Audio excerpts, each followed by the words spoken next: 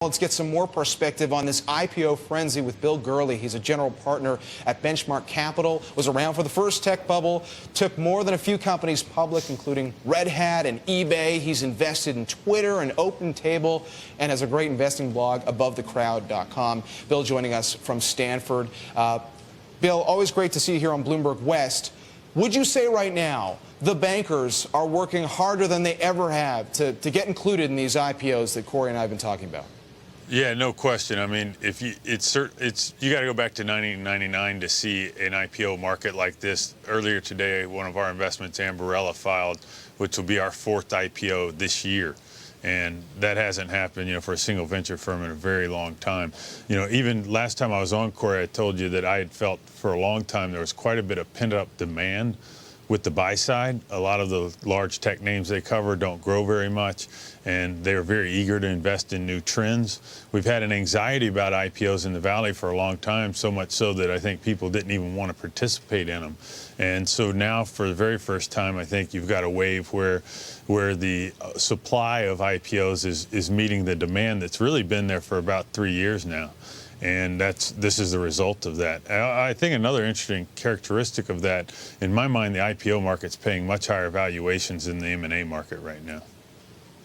Bill, could you debate whether investors or the bankers are hungry for these deals to happen? I think, I don't look, if there's a market, then a banker will find his way to it, but I don't think the bankers are creating it. I think there is true demand from the buy side. They've been kept away.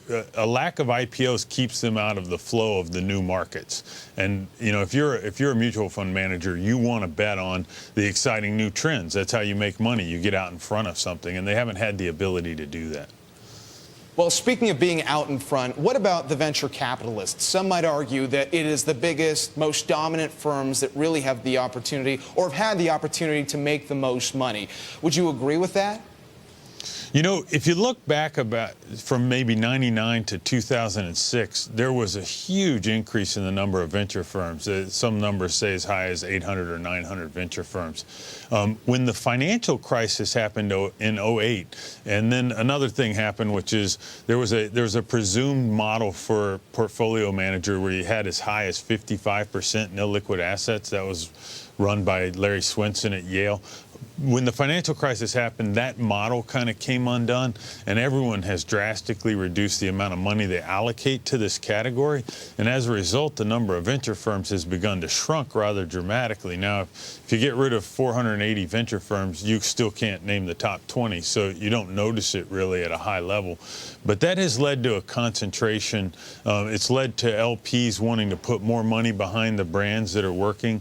And so for the first time in a long time, you're seeing kind of a reaggregation of the top firms at the top.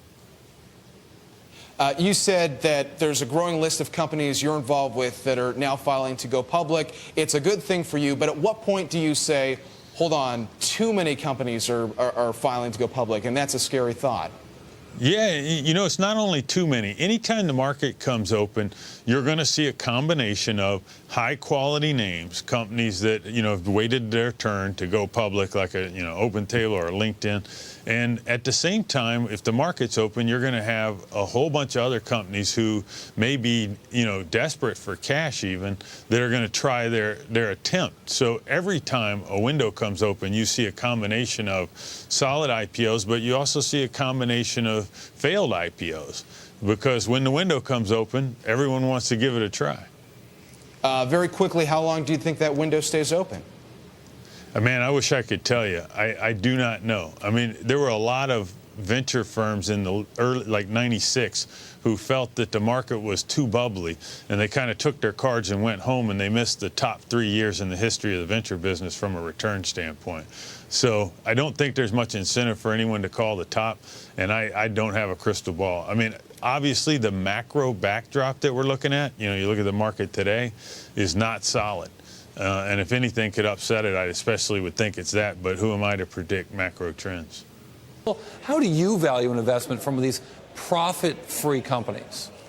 Yeah, from my perspective, you got to look at what some people call the quality of the revenue. So what business characteristics do you see that are going to protect the company's ability to make cash flows well into the future?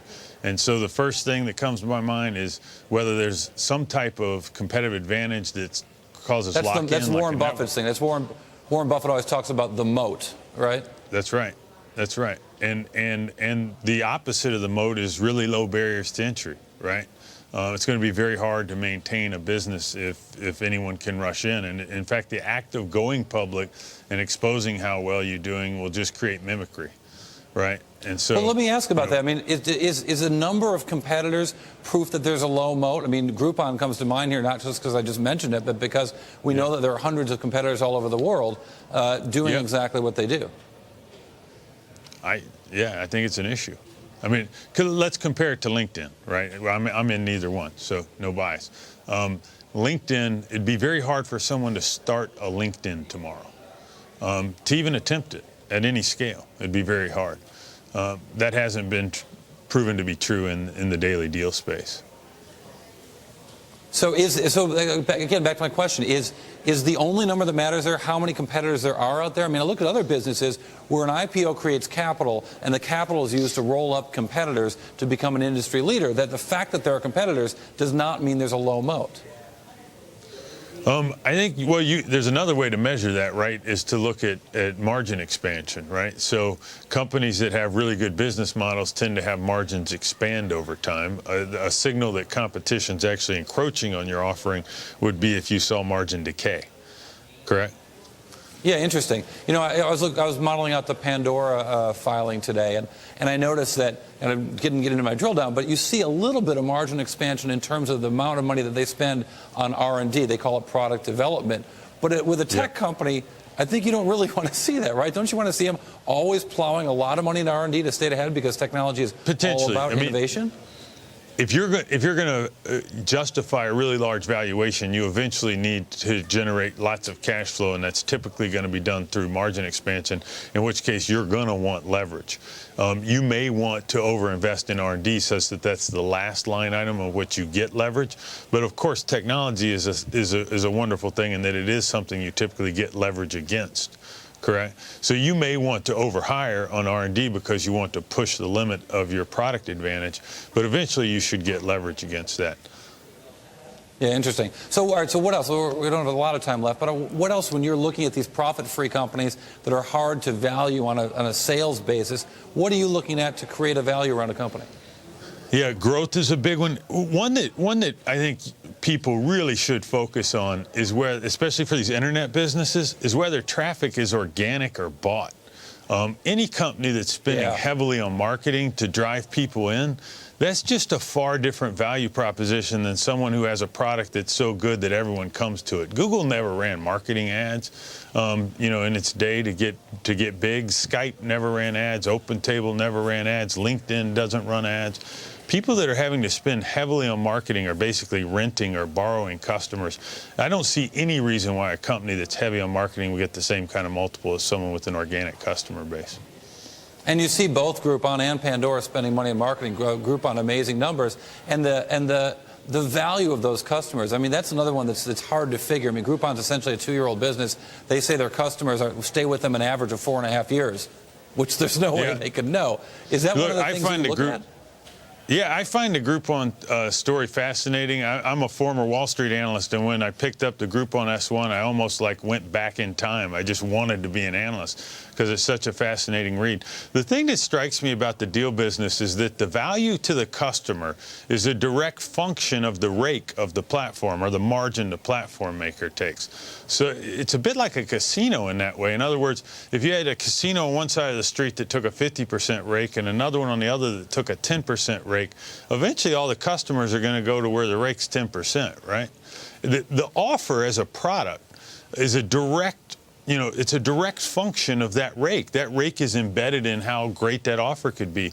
So if we see a Facebook or a Google offering a much lower rake to participate, I think it's inevitable that they have better offers. Yeah, we'll see how Living Social and the rest start to respond to this deal. All right, Benchmark Capital's Bill Gurley. We could go on, and we will next time we get in the show.